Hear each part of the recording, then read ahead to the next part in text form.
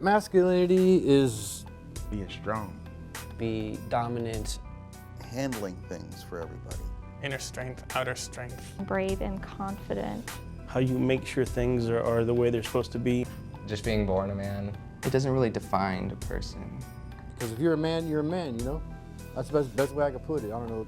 Society defines masculinity in part by taking some attributes that say what it is, and then a huge part by saying what it isn't. So we can talk about what it isn't. Masculinity isn't emotional. Masculinity isn't delicate. It isn't soft. It's not empathetic according to societal standards. It should change, just because I know that there are a lot of men that feel less masculine, maybe if they like chick flicks, or they enjoy going to a movie with their girlfriend and holding their hand. I think media has almost everything to do with the perception of masculinity, because whether it's television, in commercials, in movies, and something, they're playing off of that stereotype. It's just spoon-fed to us constantly, billing it out to us because that's what's familiar to us, If it's Rocky, then I think people take home that men are supposed to be these big muscle people who aren't afraid to beat other people up and climb those stairs and go, yeah. If, on the other hand, it's something like Slow West, then they get two ideas of what a man is. In Slow West, the two main guys are like polar opposites. One is the lovesick guy who's just came to America to find his sweetheart, and that's totally romantic and awesome. He will do anything to find her and to keep her safe from the bad guys. And the other guy is the guy who is the tough guy, and he's not afraid to get out there and shoot a few people in the head if necessary to get where he's going. So what people would take home from the media's portrayal of men is varied from tough macho, you have to be a boxer or whatever, to it's okay to be Romeo every so often.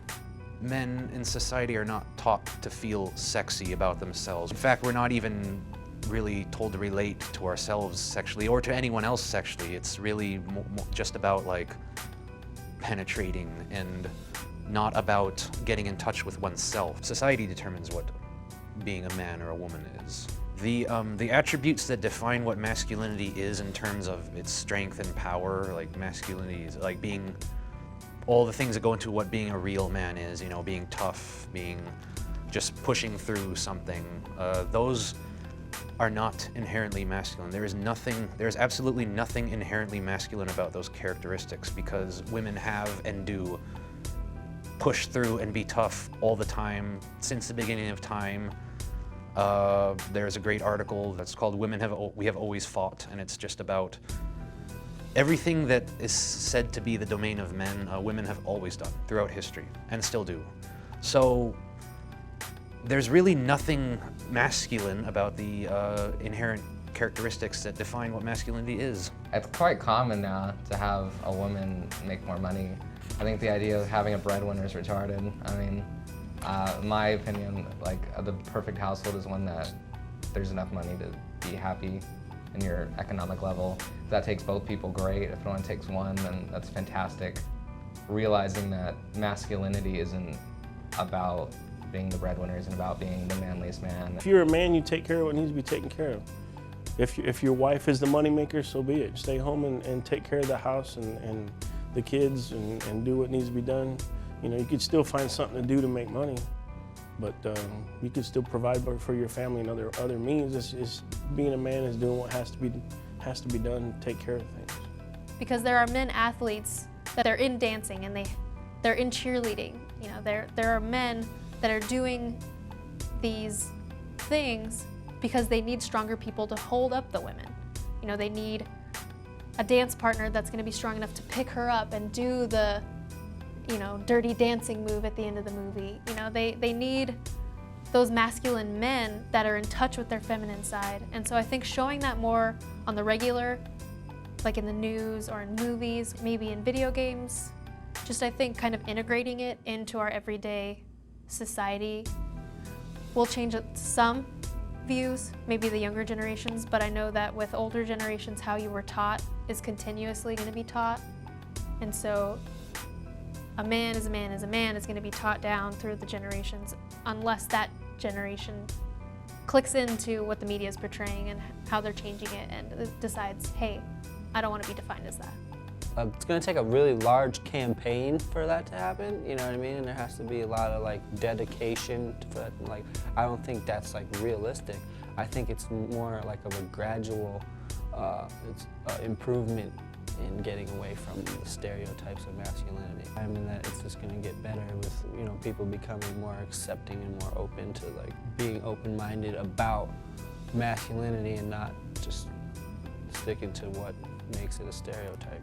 I'd like to paraphrase Joe Biafra, formerly of the Dead Kennedys, and he famously said once, "Don't hate the media, become the media." So we have the power to sort of, as consumers, to change the way that the media portrays things through the power of boycotting or through the power of creating our own media, especially this day and age, the internet age, when anyone can make a documentary film or a music video or create a band and just put their music out there and not have to go through official channels. It's a lot easier now. So I think we have the responsibility as artists and humans to become the media, to create our own conceptions of the media, and also it has to come from other elements too. It has to come from the right kind of education that starts in the home. It has to come from being an enlightened parent that doesn't shame the children for, you know, expressing themselves in ways that don't conform to societal gender roles. It has to do with encouraging your child to be themselves and give that love and support, so that when the second great element of what constitutes a person's self, peer groups, come in, that they don't feel like they have to go along with their peer groups. I don't think today, in this day and age, that gender roles for children are firmly established, especially now that things have become and developed the way they have. It's just, to me, I don't think it's necessary to establish gender roles on children when they're that young. I don't believe that masculinity is defined by a color. It drives me crazy when they put baby boys in blue and baby girls in pink. I'm a girl. I love blue. If you're a girl and you like blue, that doesn't mean you're a boy. I told a boy that I liked blue and he thought I was just a boy. Be a girl color and a boy. If you were playing with dolls, it would be noticed. But in my particular family, that wasn't, you know, they were pretty open people, so that didn't matter. But yeah, sports was a more masculine thing, and, you know, dolls were more feminine. I did a lot of cooking and that sort of thing, so people sometimes used to think that was more, you know, not as masculine, but, you know, my father did it, my brother did it. We like to eat, basically. I don't have a problem with gay people. I don't have a problem with gay men or gay women. My son is gay, so really, in order for me to be a man and raise him the way that he needed to be raised and cared for, to me, it doesn't make a difference. I just think everybody's like on an equal playing field, especially now in the age that we're living in. So like, I don't know really how to break that mold, but I think we're doing our right job. Be responsible to own up to your own mistakes. Be honest and be yourself. I mean, that, like I said, masculine, whatever we call it. I'm a guy, I'm born a guy, I'm gonna die a guy. That's the end of the story, man, you know?